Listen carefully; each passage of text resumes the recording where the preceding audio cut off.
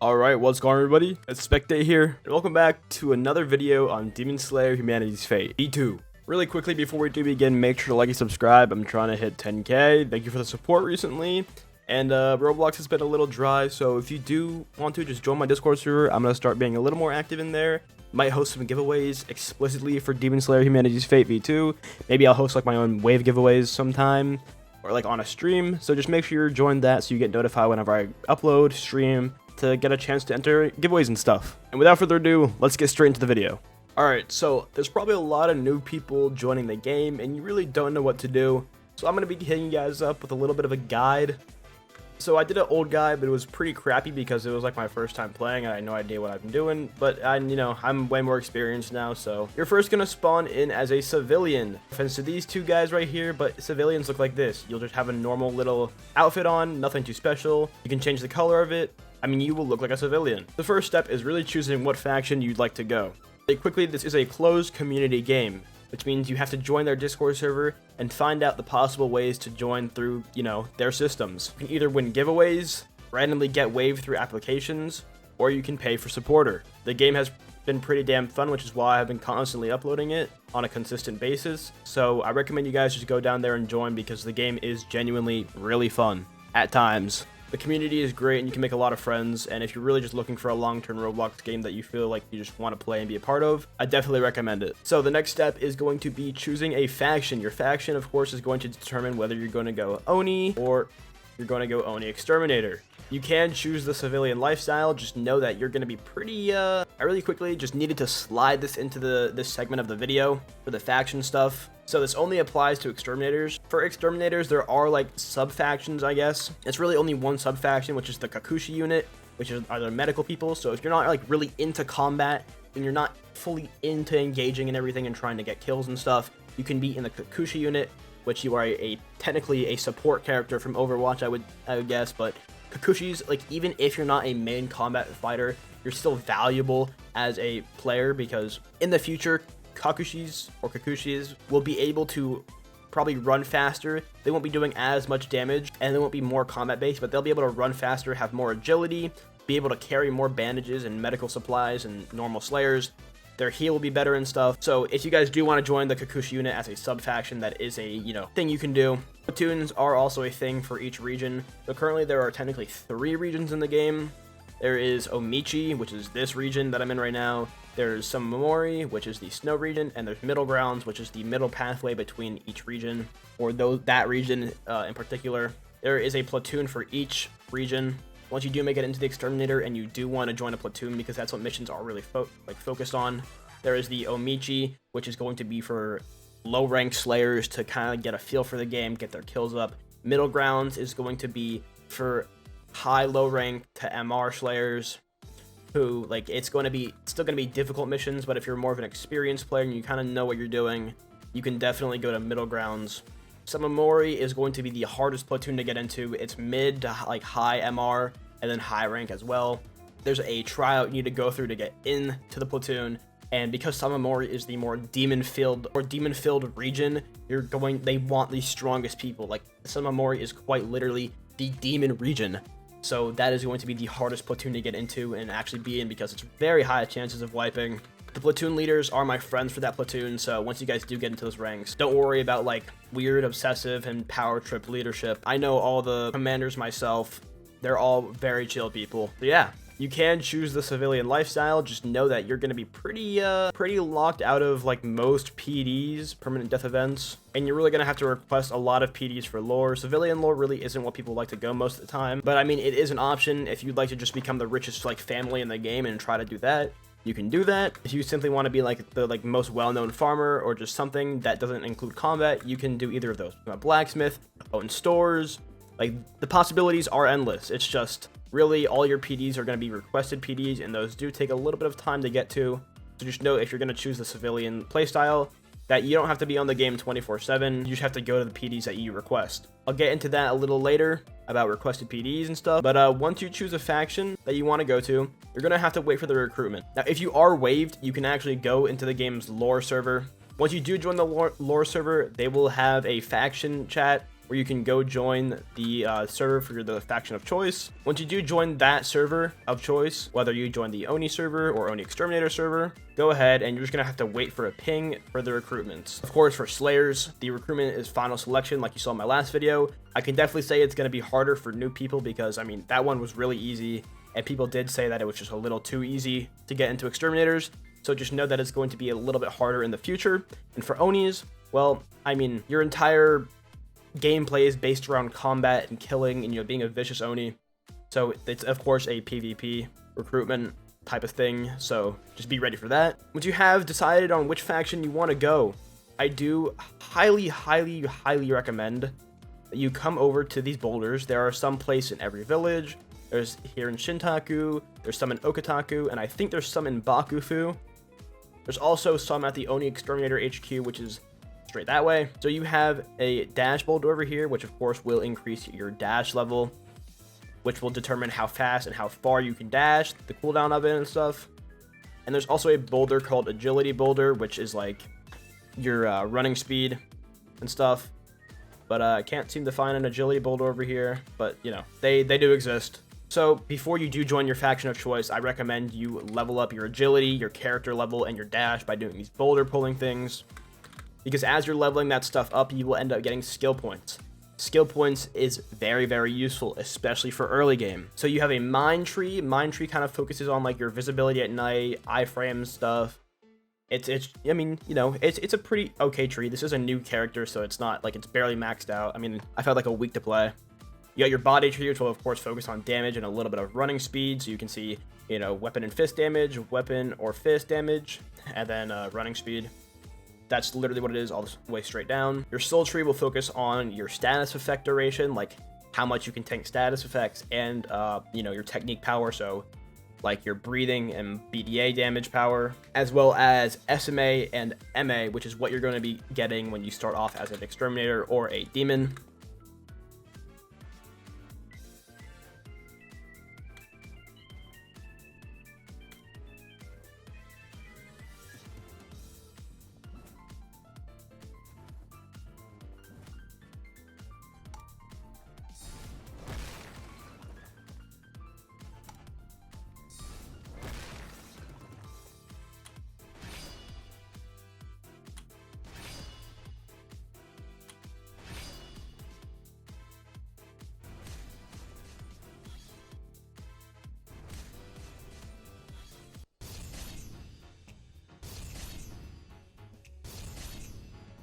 Breathings and BDAs are currently pretty damn hard to get, and they're only locked to like main lore roster for now, because in lore we still are like pretty goddamn early. So like literally I think 3 people have breathings right now, and it's 2 demons have BDAs.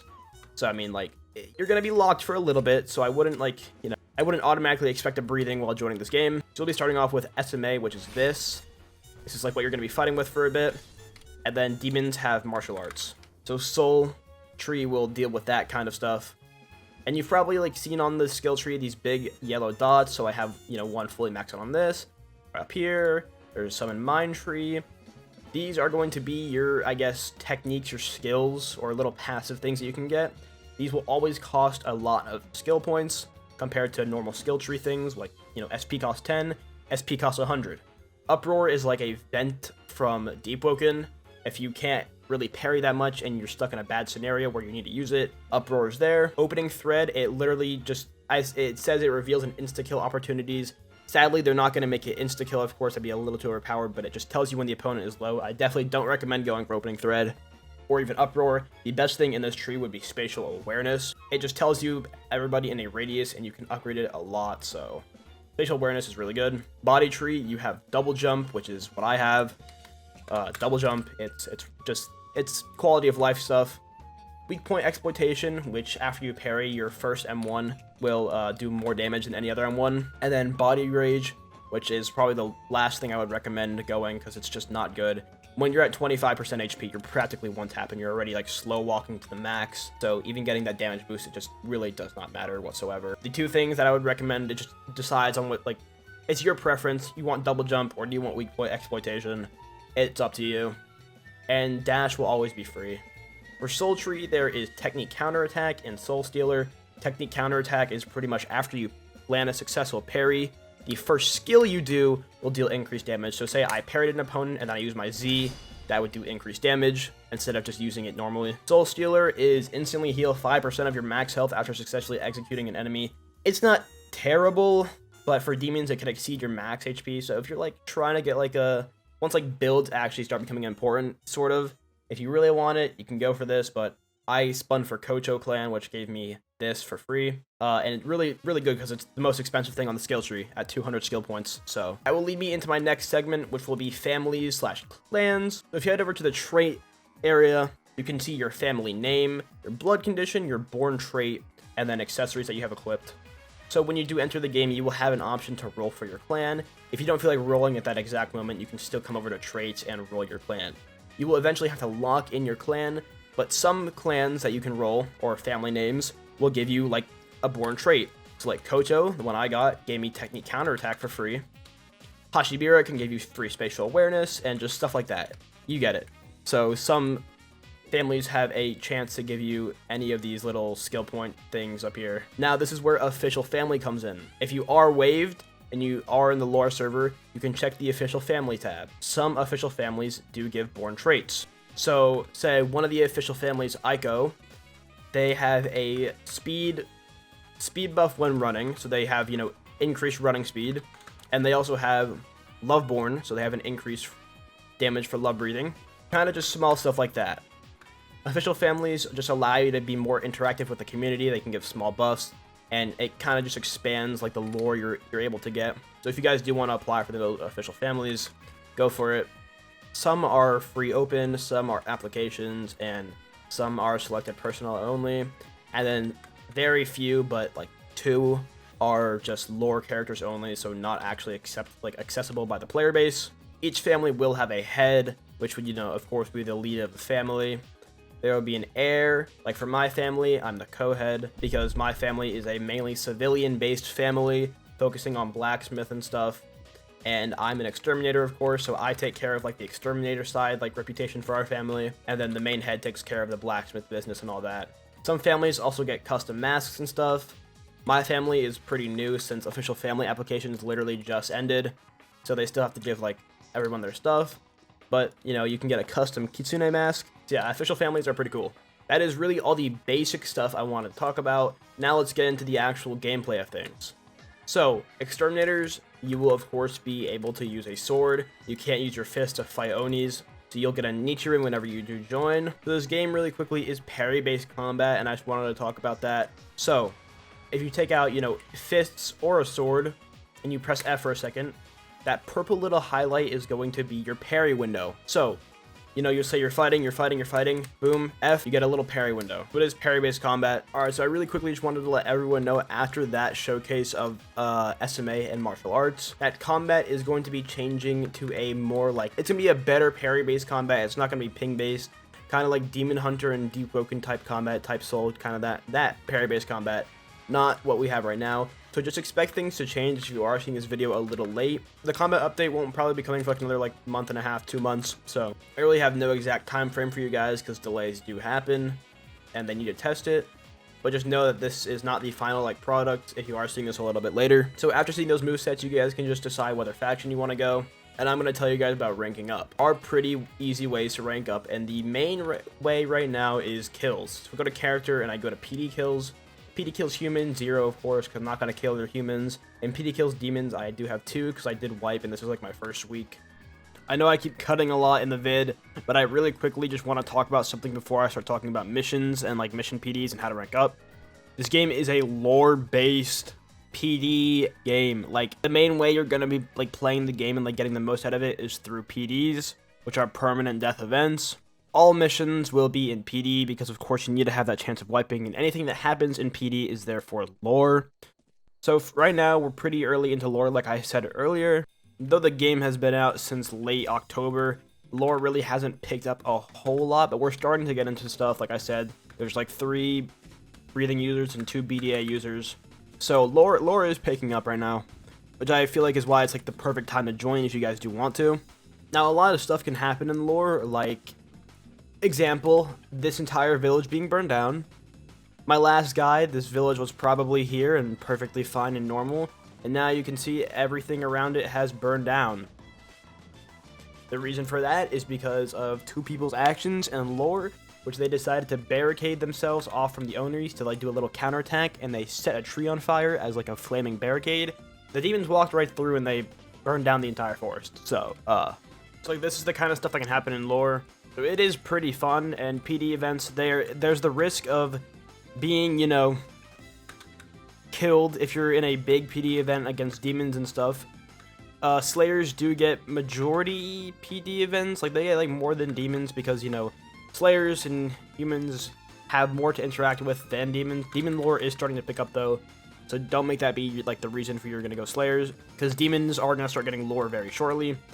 Yeah, like that small little action and lore caused this entire forest to burn down.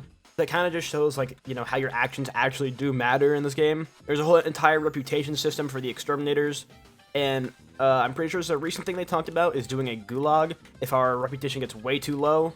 And they'll kind of have like a in-game purge event thing. We do have reputation PDs, like rep PDs, where you can get a reputation up. I've been on a 2 or 3, and I think I've gotten a rep up like every single time. So it's not hard to get rep up. So yeah, there's exterminator reputation, and there's family reputation, which goes even deeper. So it really, like, there's a lot doing lore and stuff. But I kind of just wanted to explain the PD and lore stuff. I'm going to stop yapping about that now, and I'm going to just tell you 2 small commands that you guys can do, which will be ! lore action. A shorter version of this could be HFLA or lore act. You can do all 3 of those, and pretty much that will like do an action for you. It does have a 30-second cooldown. You can't spam lore actions and stuff. But let's say I'm not going to do it in the server. There's really no point. But let's say if I did like lore act, me and someone help take these logs to the villagers. That'd be like something to do in a rep PD and stuff, and like it's just stuff like that. Like, or lore action helps rebuild village a bit. Lore action replant seeds that we trampled. There's just stuff like that. So yeah, that's kind of just what I wanted to tell you guys for lore and PD and stuff. And let's get back to explaining missions and rank ups. So for demons, I'm gonna just go over the rank up process real quick. It's literally, it's kills. That's all you guys need. You don't need any mission requirements. There's nothing. It's simply just PD kills for human. Missions do happen, I'd say probably 2 to 3 times per day. I would like them to happen a little bit more, but, you know, give it props to lore team for hosting them at least. Missions will either consist of player v player, so player, like a group of player slayers, or versus a group of player demons, or it could be player versus lore actor, so a group of slayers versus lore actor demons, or a group of demons versus lore actor slayers, stuff like that. So those are the 2 types of missions. So like I said, for demons, it's literally mainly just getting kills. Something I didn't showcase for demons is you guys do have a passive heal or a heal built into your kit. So for slayers, when we hold G, we have to see our breathing bar and stuff. This might do more in the future. I'd like if breathing training did a little bit more, maybe like increased our running speed for a little bit if once we got like max and stuff, and we would take a little less damage. But for now, breathing it's just our breathing bar. For demons, when you guys do hold G, you guys will of course be able to see your skills, but you will also have a second bar at the top here showing you your blood level. You'll be able to heal with that, and of course you heal more every rank up you get. Demons also do heal passively faster out of combat. Slayers and humans do still heal out of combat, but it's way slower than what demons have. Demons can really only be out in the night. There's literally no possible way for them to be out in the day unless they're in a shaded area. There's no straw hats to counteract that like Project Slayers. This is a closed community game, so it's realistic as possibly can. So demon gameplay, I'd say it's for those PvP fiends who like a more organized and more structured community based around ranks and stuff. I have been both demon and slayer. Both are great factions, but I'm going to talk about some slayer rank ups now. So for slayer, of course, you do have missions and stuff. I would love if you were able to rank up on missions. Hey guys, please take the suggestion. But yeah, right now the main way for slayers to rank up as well is going to be kills for demons on missions and stuff. You also can get field promotions if you do something pretty well. If the HRs decide like they want to give you a field promotion, lore team decides they want to give you a field promotion, they can give you one. But of course you're going to have to do something pretty damn good. because it's a free rank up, and every rank up you get more HP, you get more to put into your stats, which also means more skill points, you get stronger, do a little more damage. So it's just like, rank ups are like the best thing. And they also just get you like, if you're an LR, you're not really going to be getting any good lore. If you're an MR, you get like a little bit, not like, you'll still get a good amount, just not like crazy. HR, of course, will be getting all the main lore. So the final topic I want to touch upon is Slayers versus Demons. This is probably gonna, decide whether you want to go Slayer versus Demons. I think both factions are great. I have played both. I have experienced both for a prolonged period of time. I think they're both pretty good factions, right?